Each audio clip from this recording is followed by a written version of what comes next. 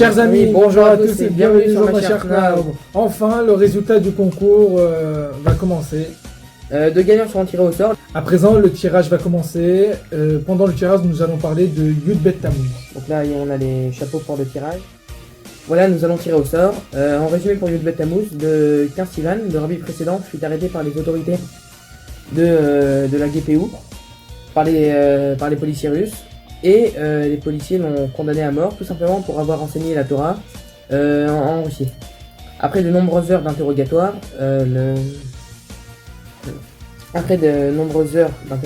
les policiers dirent au rabbi précédent: vous serez abattu dans moins de 24 heures.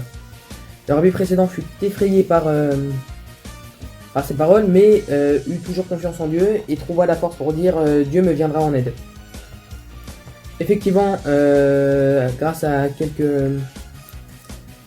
quelques personnes au placé, finalement la condamnation à mort fut annulée et le rabbi précédent alla dans la prison de Shpolernay. Quelques temps plus tard, le Gimel Tammuz, le 3 Tammuz, on annonça au rabbi précédent que la condamnation à mort fut totalement annulée, mais qu'il devrait partir en exil. Il fut condamné de 3 ans d'exil. Le rabbi précédent trouva encore de la force pour dire Dieu me viendra en aide. Et c'est ainsi que le rabbi précédent partit pour l'exil le 3 Tammuz.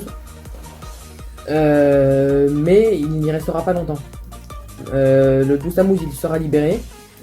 C'est pour ça que nous fêtons d'ailleurs le 12 Tammuz aujourd'hui. Le 12 Tammuz, on lui annoncera qu'il est libéré. Et le 13 Tammuz, il sera véritablement libéré. C'est pour cela que nous fêtons le 12 et 13 Tammuz comme une date très importante, la libération du rabbi précédent. Nous allons à présent citer quelques minagim de Yud Tammuz. Alors, dès la veille du 12 Tammuz, à Mincha jusqu'au 13 Tammuz, on ne dira pas Tachanoun. Le rabbi dit que c'est une mitzvah de souhaiter à chacun Gut Yom Tov. À la demande du rabbi, on devra se mémoriser et réfléchir sur toute l'histoire de la libération de prison et d'exil du rabbi précédent, le 12 et 13 Tammuz. À la demande du rabbi précédent, ces 2 jours seront des jours de Farbrengen et de réveil. Durant le Farbrengen de Yud Bet Tammuz, le rabbi a l'habitude de faire un appel de dons pour les institutions nommées Ohalei Yosef Yitzhak. À la demande du rabbi précédent, on devra, durant ces jours, étudier le Mahamar de Asara chez Yoshvim de l'année 5688. La joie du 12 Tammuz doit vraiment être sans limite. Et au vu de l'attachement que le rabbi a avec ses chassidim, cette libération est considérée pour nous comme notre libération personnelle, et comme en vue d'un élève, d'un raf par rapport à son élève ou d'un père par rapport à son fils. Et c'est vraiment, ces jours-ci sont considérés comme vraiment notre libération personnelle. Et s'il en est ainsi, alors c'est vraiment une joie qui doit être sans limite. Addelo Yada, comme on dit à Purim. Le rabbi dit que la délivrance du rabbi Yosef Yitzhak est une préparation et un avant-goût de la délivrance finale, de notre délivrance avec le Mashiach. Gut Yom Tov, comme on a l'habitude de se souhaiter, et on termine le tirage pour désigner qui sera les 2 gagnants.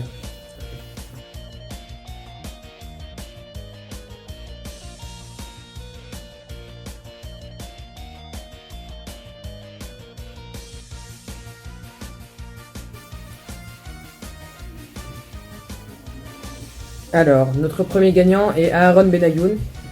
Il va gagner le bon de 20 €. Zach.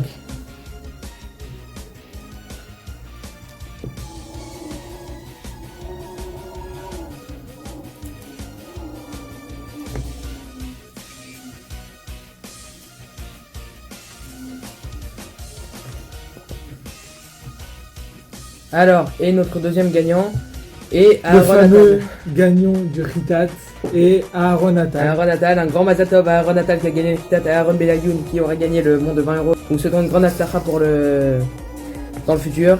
Et tout ce qu'on peut souhaiter, c'est Mashiach. Voilà, un grand chazak au baruch aux gagnants. Ne vous inquiétez pas pour les perdants, il y aura plein d'autres concours, ce n'est pas le dernier. On vous souhaite à tous une grande atzlacha pour la suite. Et voilà. Gut Yom Tov Gut Yom Tov. et Mashiach. Merci.